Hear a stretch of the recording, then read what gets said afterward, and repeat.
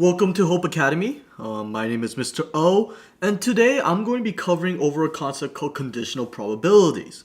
But before I go ahead and do so, I want to make sure that you know the general rules required in order to do probabilities in general, and then I'm going to go over some problems while explaining how conditional probability exactly works. And so these are just some of the rules that I do want to explain. So for number one, the first rule, and I'm going to bring it down a little bit. The first rule you need to remember for conditional probability is the fact that sum of all probabilities of different events will equal to 1. So in the case that it's one scenario, for example, that, oh, what's the chances of me choosing these type of marbles, different color marbles and such, that when I have, like, let's say red, green, blue, and purple marbles in a bag, that all of their sum of the probability of me selecting certain marbles and such, when I add them all together, will equal to 1, which is the same thing as me saying 100% chance. That if I choose all of the marbles, there's a 100% chance I could get all the colors, for example. That's rule number one. Rule number two. The second rule to probabilities is that all probabilities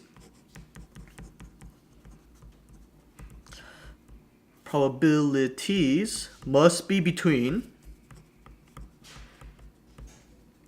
0, which is the probability of events, to 1. So for example, what I mean by this is that there's no possibility of us getting a negative probability, such as like negative 10% chance of getting a purple marble, but at the same time it's impossible for us to say that there's a 150% chance that I could get a red marble, for example. And so be aware that that's the second rule that must exist. Rule number 3. The probability of an event plus the probability of an event's complement must equal to 1. So what I mean by that is that let's say there are only two choices that I could win and I could lose. If I have 50% chance of winning, that means my complement, aka my other possibility, which is losing, will also be 50%. If I have 70% chance of winning, my chance of losing is 30%. If my chance of winning is 90%, then my chance of losing is 10%, and so on. So that is the third rule. And rule number 4. The fourth rule is that probability of a certainty will have to equal to 1, and the probability of impossibility will equal to 0. And so what I mean by that, my probability of certainty means that if I'm first certain that an event's going to happen, is going to equal to 100%, and if it's literally impossible for an event to occur, it will equal to 0%. Okay, and now I'm going to go ahead and explain conditional probability for today. So make sure that you know all of these 4 rules. These are just prerequisite rules that you need to remember. But the rule for today is based on conditional probability. And the conditional probability, and I'm going to write the name right here. Conditional probability follows this terminology, that finding the probability of an event given that something else has already happened or is true. So usually what this means is that it usually looks like probability of A given B. So A is one event, given is usually mentioned by this little bar looking thing or line right here, and B will be given that a certain event happens. And usually the equation for this will equal to the probability of A and B occurring, so both events occurring, over the probability of just specifically B occurring. And I'll write this equation down a lot more along the way, but be aware that this is the equation that exists for all conditional probability based questions, especially when you see the term given. Given is the key term that you must be careful about, or must be very cognizant or very cautious to see, so that if you see the word given in a sentence when you are doing a probability based question, automatically you must recognize that this equation is in play at the moment. And so I'm going to go ahead and go into depth around problems that do exist around this type of concept. So I'm going to flip ahead and go to this worksheet that I found online, and I'm going to go ahead and do the problems below. And make sure that you understand how these I'm going to explain how I'm doing these problems and constantly apply the equation that is applicable to these questions, and I'm gonna go ahead and do so. So all of these questions are different type of questions. Some of them are conditional based questions, but some of them are just simple probability based questions that requires me to understand a two-way table. And so this is my two-way table right here. It's based around the education and salary of employers. Up here is their salary range, while right here on the left side is their education level. And so I'm going to go ahead and do these problems. So for example, A, employee has less than a high school education. So less than a high school education, that's their main general statement that they have mentioned. But before I go ahead and do these type of problems, I actually do want to create the totals up here. So I'm going to write total here. And I'm going to write total here. And I know there's not too much space for me, but the important thing about these type of questions is that before I could even find probabilities, even for A, I need the total amounts. So I'm going to use a handy dandy calculator for this question. And I'm going to go ahead and just calculate out the totals real quick. So if I go across for less than high school, I'm going to create that 69 plus 36 plus 2, 107 right here. So I'm going to create a little line just for your reference. 112 plus 98 plus 14 will be 224 here. And then I'm going to create another one. 102 plus 193. Whoops. 193 plus 143. Whoops. So whoops. 295 plus 143. There we go. 438. And I'm going to get 13 plus 173 plus 245, which is 431. And I'm just going to get the totals. 107 plus 224 plus, whoops, plus 438 plus 431. And it'll be 1,200. So this will be my complete total everything. But I do want to make sure I have all the totals correct. So I'm going to do the downwards too, because you'll see soon enough why this is so important. In any conditional based questions or probability based questions, you do need the totals. And so make sure you go ahead and do this whenever you're doing these type of problems, so that you could confirm and actually solve some of these questions out, because you can't do these problems a lot of times without this type of data. 193 plus 173, 500 here, and the last one, 2 plus 14 plus 143 plus 245, 404. And just to confirm, and it's always safe to confirm your answers will add up to the total here, so that these values plus these values always have to add up to the same exact value. And I'm good. Okay, so confirming. Now I'm going to go ahead and get to the computational aspect of this. So as I was mentioning, I was reading A, and it says the employees that have less than a high school education. Now look right here, the total amount of people that have less than a high school education is 107. But this is a probability based question, so I need to do it divided by the total, 1,200.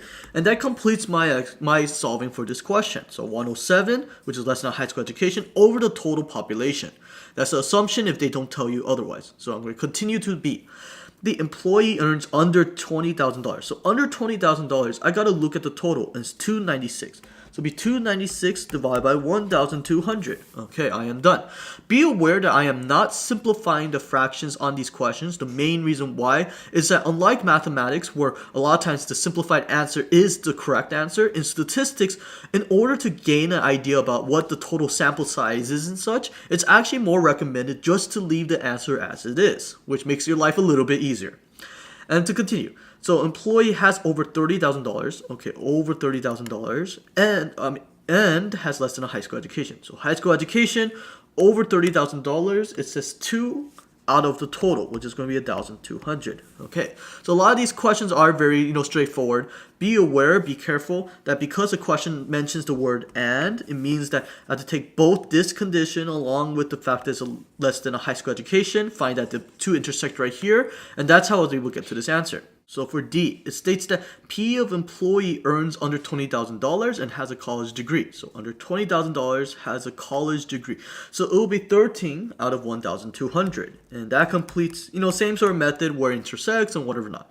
And now E and F, I could tell right off are conditional based questions. The reason why is, as I mentioned before, this bar lets me know that it means given. And as a review on the definition of A given B equals the probability of A and B over the probability of B. This is just a definition you need to remember.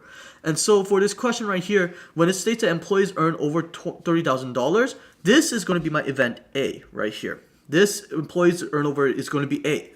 It has only a high school degree will be my event B. So I need to look for the probability that they earn over $30,000 and has only a high school degree. So earns over $30,000, has only a high school degree. That means this high school degree, which is going to be 14. This is going to represent actually 14 out of 1,200 technically, divided by the probability that the person, which is event B only, has only a high school degree. So only a high school degree, it will be 224 out of 1,200. But that is not my simplified format because this is a really ugly format. I do want a straight out fraction at the very least. So technically it will be 14,000 over 1,200 divided by 224 over 1,200, which is the same thing as me saying 14,000 over 1,200 times 1,200 over 224. 1,200s cancel out, so it'll be 14 over 224. This is my answer for E, 14 over 224. Make sure you understand that technically I didn't need to do all this computation. If you remember that both bases will cancel out when you see this format occur, you just need to take the top parts and you're perfectly fine. So 14 over 224 will be my final answer. That's how I apply my conditional probability. I'm going to continue on to F, and then for F, same thing. I'm going to label this as my event A, and I see the given, so this is going to be my event B. So this is A. Event A states employee has less than a high school education. Event B states that earns over $30,000. So I need to find the event that A and B occur, that has less than a high school education and earns over $30,000, which is only 2. And do you know, I'm not going to write the bottom part anymore just because I told you before there's a shortcut to this and I don't need to do that every time. And so probability B earns over $30,000. So total of people who earn over $30,000 is 404. And that concludes my explanation for the question 1. And this shows you how do you go about doing the conditional probability questions. To continue on, I do have a few other questions right here. And especially number 3, I do want to cover just because conditional probability can get a little bit more confusing dependent on the scenario. And so I do want to cover these different type of questions. As usual, I'm going to do the totals for this chart for number 2 first, and I'm going to go through number 2 and then do number 3 real quick. So for number 2, I'm going to use my calculator, handy dandy calculator, create my totals, so total and total. I'm going to create my lines here so that you don't get confused. Right here. So I create my lines. Okay. So total for male, 14 plus 16 plus 35, 91. So 91 is here. Okay, 15 plus 24 plus 20 will be 59, and then 40 plus 15 would be 55, 16 plus 24 will be 40, and 35 plus 20 equals 55. So you could mental math this. I'm just being on the safe side just to not mess up on anything, and just to confirm, 91 plus 59 is 150. Okay, perfect. So that concludes just my creation of the total chart, but now I'm going to go ahead and do these probability questions real briefly. So for A, it says the probability of male. Male is going to be 91 out of 150. So as I mentioned before, this is just asking for males. So I look at the total divided by this total. The total males over the total population. To continue on to B, the important thing you must remember for B is that there's actually another equation that does exist based on the specific statements of OR, and I will cover that right now, which is great that there's these different type of questions just for you to get exposed to. Whenever we see a statement like P of A or B, now I do want to review this, explain this equation to you real quick. So I'm going to go ahead and get a separate piece of paper just so that you can see how to do these type of questions. So for this question, and I'm going to get this out. The part for this type of question is that when you see a probability of A or B, and I'm going to go ahead and write that, probability of A or B. It means technically it's going to be your probability of A plus your probability of B minus your probability of A and B. Okay? And just to bring it back up here to here, this question, technically it would be then my probability of all my possibility of male, right, for this question, probability of male plus the probability of majors in chemistry, and just because of space I'm going to move it down like that, minus the probability of male and majors in chemistry. And so when I'm doing this type of question like this, I want to compute it, and I'm going to just use a calculator for this question. So the majors in, male, the probability of male, will just going to be 91 plus the probability of a person majoring in chemistry is 55 minus the probability of both of them being in it, which is going to be 35. And these are, 91 plus 55 minus 35, that was an accident on my part, is going to be 111. And thus, because it's 111, it's actually 111 over 150, just like that. Okay? And so be aware that you can do these type of questions. Just be aware that this is the equation specifically for this type of question when it involves OR, and that this is the equation to do it, and this is what I was able to solve it out based on. Okay, and so that concludes my explanation for this question. To continue on to the last part, for part C. So for part C, it states majors in physics given male. And as usual, remember from previously, it says A and B over the probability of B. So this is my event A, this is my event B, and thus majors in physics and is male over, so probability of majors in physics and male over the probability of male. And thus, probability of majors in physics and male, so physics and male, is technically going to be 16 over probability of male being a male is going to be 55. Actually, no, sorry, not 55, it's 91. Sorry, I was looking at biology. So yes, so 91. And that concludes my explanation for part C. And so to continue on to number 3. Number 3 does have a little bit of different situations that do arise because it's an integer-based question, and you'll see soon enough what I mean. And these are the type of questions I do want to cover to see how conditional probability could get a little bit more complicated. But that being stated, 3 gives you this number set. So 5, 6, 7, 8, 9, 10, 11, 12, 13, 14, and the probability of choosing a certain event. So for this case, because there are 1, 2, 3, 4, 5, 6, 7, 8, 9, 10 numbers, I'm going to know my total is going to be 10. And it says the probability of integers, which means 10 out of 10, because all of these are complete numbers, which is 1 or aka 100% chance, which is also 100% chance, okay? I just wanted to cover that just in case. So let's continue on to B. Probability that it's less than 10, probably less than 10, given that less than 13. So probably less than 10 and less than 13 over probability that's less than 13. There's a little scenario that comes up, because if I ask you what's the probability that a certain number is less than 10 and less than 13, you have to realize that this is actually more restrictive of a amount of choices I have than this.